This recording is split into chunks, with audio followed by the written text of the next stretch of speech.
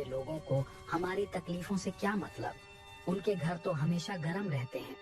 हम गरीब लोग जैसे तैसे ठंड में भी अपना पेट पालने की कोशिश करते हैं, लेकिन ये लोग हमें इंसान तक नहीं समझते।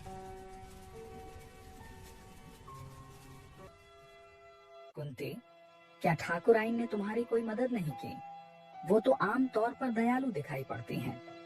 अजय उन्होंने रसाई दी थी जो राजू को दी है, लेकिन जमींदार के गुस्से की वजह से मैं ज्यादा कुछ कहने की हिम्मत नहीं कर सकी।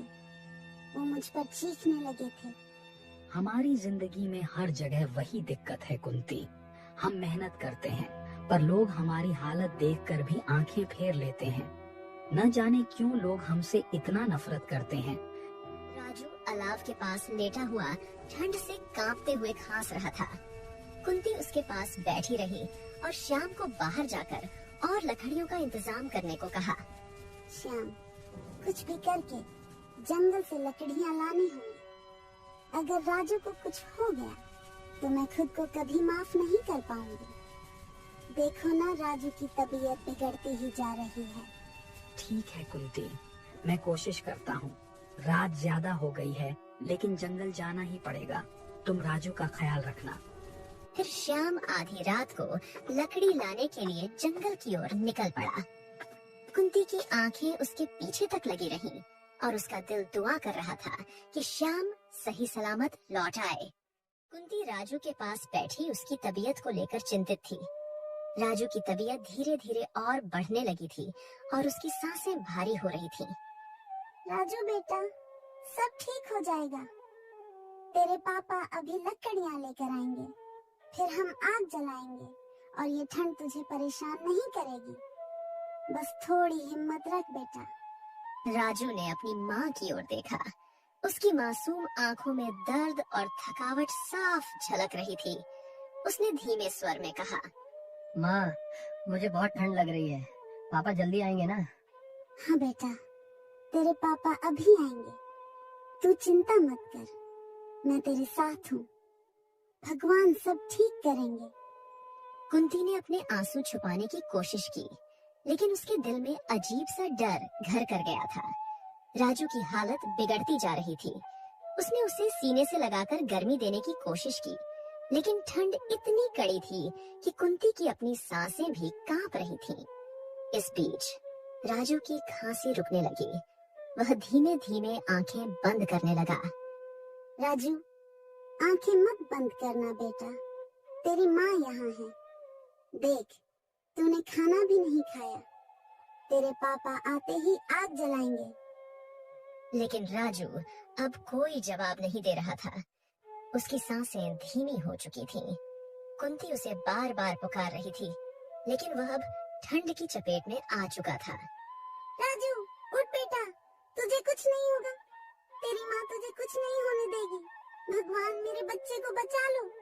कुंती ने राजू को जोर से सीने से लगाया और चीख चीख कर रोने लगी।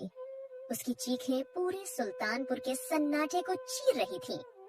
थोड़ी देर बाद जैसे ही श्याम घर पर आया, वह देखा कि कुंती बिलख बिलख कर रो रही है। फिर उसने कुंती से पूछा, कुंती, ये क्या हुआ और राजू की आंखें क्यों बंद है? राजू को क्या हुआ? श्याम, हमारा बेटा, ठंड ने हमारा बेटा हमसे छीन लिया। हम उसे बचा नहीं सके। दोनों पति पत्नी ठंड से हार गए थे। उनका बेटा, उनकी पूरी दुनिया अब नहीं रहा।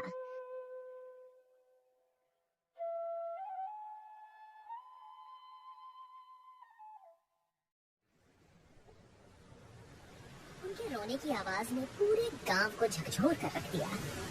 यह ठंड सुल्तानपुर के कई घरों को ऐसे ही दर्द दे रही थी, और यह सिर्फ एक परिवार की नहीं, बल्कि पूरे गांव की त्रासदी बन चुकी थी। राजू की मौत के बाद कुंती और श्याम के जीवन में एक सन्नाटा छा गया। वह छोटा सा घर जो कभी उनके बेटे की हंसी से गूंजता था, अब एक सुनसान खंडहर जैसा लगने लगा था। ठंड का कहर लगातार बढ़ रहा था और उनके दिलों में बेटे को खोने का गहरा दर्द जम चुका था। कुंती ने खाना बनाना बंद कर दिया। श्याम ने काम पर जाना छोड़ दिया। वे दोनों दिन रात बस एक कोने में बैठे रहते। राजू की यादों में डूबे हुए। कुंती अक्सर अपने बेटे के कपड़े हाथ में लेकर रोने लगती थी। अब बेचारे दोनों पति पत्नी राजू के मरने का शोक मना रहे थे। ऐसे ही कुछ दिन बीत गए और एक दिन कुंती अपने पति श्याम से कहती है, श्याम, अगर मैं उस दिन उसे रजाई में और अच्छे से लपेट पाती तो शायद हमारा राजू आज हमारे साथ होता। भगवान ने हमारे बेटे को हमसे क्यों छीना? कुंती, ये सब मेरी गलती है। अगर मैं वक्त पर लकड़ियां ला पाता तो राजू को बचा सकता था। मैंने अपने बेटे को बचाने में असफल रहा। ठंड का कहर लगातार जारी था। उनके पास लकड़ियां खत्म हो चुकी थीं और घर के कोने में रखा सारा सामान ठंड से बर्फ जैसा जम गया था। दोनों के शरीर कमजोर होते जा रहे थे। कुंती ने कई दिनों से कुछ खाया नहीं था और श्याम भी पूरी तरह टूट चुका था। एक रात जब ठंड अपने चरम पर थी, श्याम ने कुंती की ओर देखा। वह चुपचाप कोने में बैठी हुई थी, जैसे अपनी सारी ऊर्जा खो चुकी हो। कुंती, शायद अब हमारे पास भगवान के पास जाने का ही समय बचा है। यहाँ हमारी कोई जरूरत नहीं रही। हमारा बेटा हमें पुकार रहा होगा। हाँ श्याम, अब इस जीवन में कुछ बचा नहीं। ठंड ने सब छीन लिया।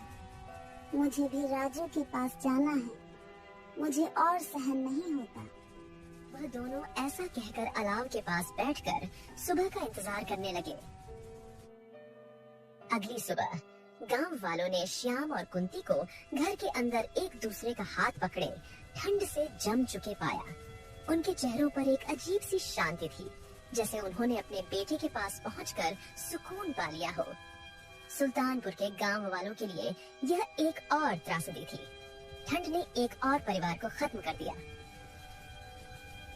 इस हादसे ने गांव वालों को झकझोर कर रख दिया। अब सभी ने ठंड से बचने के लिए एक दूसरे की मदद करनी शुरू